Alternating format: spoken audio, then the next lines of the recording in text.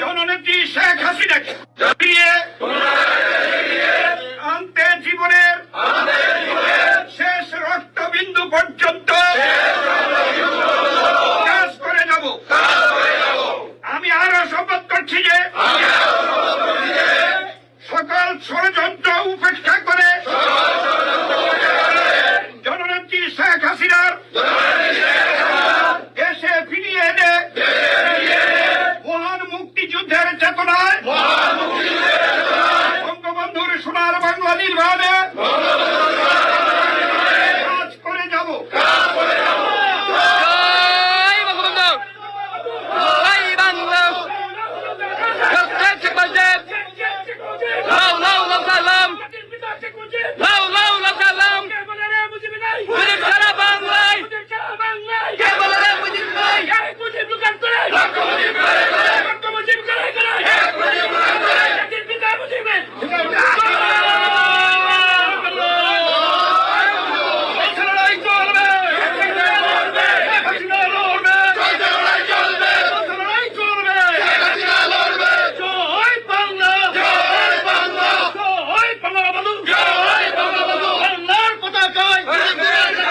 নেতারা ওরা যে নিজের অজান্তেই ফ্যাসিস্ট হয়ে গেছে, হান্নান মাসুদ সে যে বন্দর মাসুদ হয়ে গেছে, মাসুদ সাহেব যে মংলা মাসুদ হয়ে গেছে, টেরি পায় নাই।